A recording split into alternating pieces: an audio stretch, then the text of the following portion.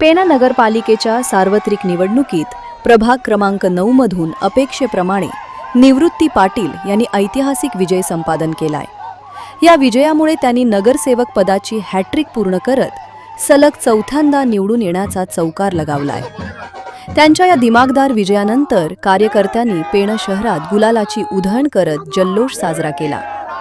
निवृत्ती पाटील हे केवळ राजकारणातच नव्हे तर सामाजिक आणि क्रीडा क्षेत्रातही तितकेच सक्रिय आहेत। विशेषतः क्रिकेट मैदानावर त्यांचा मोठा दरारा असून आज निवडणुकीच्या मैदानातही त्यांनी विरोधकांना परास्त करत विजयाचा चौकार मारलाय।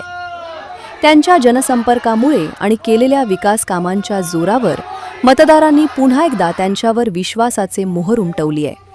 विजयानंतर प्रसारमाध्यमांशी बोलताना निवृत्ती पाटील भावुक झाले। ते म्हणाले की हा विजय माझा नसून माझ्यावर प्रेम करणाऱ्या जनतेचा आहे। नागरिकांनी दाखवलेल्या विश्वासामुळेच मी सलग चौथ्यांदा सभागृहात जाऊ शकलो आहे। मी प्रभाग क्रमांक 9 आणि रामवाडीतील जनतेचा ऋणी आहे। येथील नागरिकांच्या समस्या सोडवण्याला माझे प्राधान्य असेल। ज्या कार्यकर्त्यांनी आणि नागरिकांनी मला पाठबळ दिले त्यांच्या पाठीशी मी खंबीरपणे उभा राहीन। या विजयामुळे निवृत्ती पाटील यांचे राजकीय वर्तुळात वजन वाढले असून प्रभाग क्रमांक 9 मधील विकासाला आता अधिक गती मिळेल असा विश्वास मतदारांकडून व्यक्त होत आहे। हॅट्रिक नगरसेवक होतातच, पण यावेळेला निवडून येऊन आपण हॅट्रिक नव्हे तर चौकार मारून विजयी झालेला आहात। तर या विजयाचं श्रेय आणि आनंद आपण कशा पद्धतीने व्यक्त कराल? पहिल्यांदा विजयाचा श्रेय मी माझ्या सर्व जनतेला देणार आहे। माझ्यासोबत माझ्या काकी म्हणजे वसुधा काकी या 6 वेळा निवडून आले, त्यांचा आशीर्वाद माझ्यासोबत आहेच। तसेच माझे सर्व मित्रमंडळी, माझे सगळी फॅमिली, माझी बहीण, माझे सर्व भाऊ सर्व हे माझ्या पाठीशी असल्यानंतर हा विजय हा निश्चित होता। त्यांनी सांगितलेलं भाऊ तू घाबरू नको, आम्ही तुझ्या सोबत आहोत।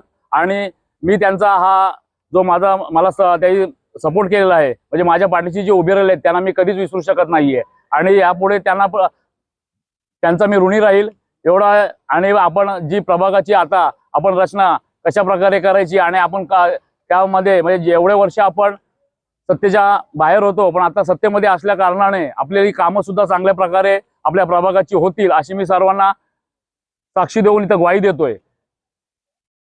आपल्या पाठी नेहमीच रामवाडीच्या राजाचे आशीर्वाद आहेत आणि खरोखरच हे जे तरुण मंडळी, ज्येष्ठ मंडळी, खास करून ज्या महिला वर्ग आहे त्याचा पाठिंबा आपल्याला असतो आणि रामवाडीच्या राजाचा आशीर्वादही असतो। काय सांगताय?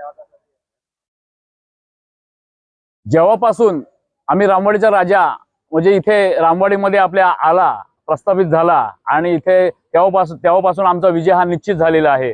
आणि महिला मंडळ बोलल्यानंतर मला एक भावासारखे, मला मुलासारखे मानतात।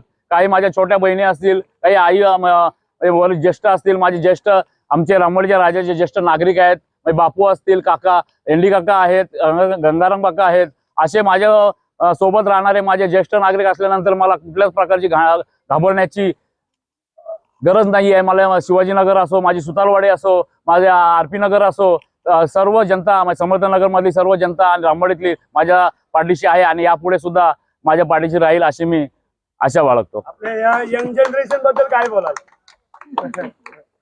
यंग जनरेशन बद्दल बोलल्यानंतर तुम्ही बघितलं असेल, जेव्हापासून आपण उभे राहिल्यापासून रॅली मी विचार पण केला नव्हता की यंग जनरेशन माझ्या म्हणजे ओपन कोणतीही विचार न करता माझ्या सोबत होते, माझ्या सोबत राहिले आणि त्यांचा मी ऋणी आहे। त्यांना कधीच मी विसरणार नाही हे पुन्हा एकदा मी ग्वाही देतो। आणि यापुढे रामवाडीच्या राज्याचा हा माझा नाही, हा तुमचाच विजय आहे एवढाच बोलून मी तुमच्या आपल्या पुढच्या आपल्या प्रगतीसाठी ग्वाही देतो। आमच्या काकी सुद्धा आता आपल्या बरोबर आहेतच, कारण की त्या बिनविरोध आलेल्या होत्या आणि असं वाटलेलं काकी, पण काकींचा आशीर्वाद आपल्यासोबत काकी म्हणत होत्या की प्रत्येक वेळेला मतं मागताना बाबा तो माझा मुलगा आहे, माझा मोठा मुलगा आहे, तिसरा मुलगा निवृत्ती पाटील आहे असं सगळ्यांना सांगून मला जी मदत करत होत्या काकी तुमचं सुद्धा मी धन्यवाद मानतो।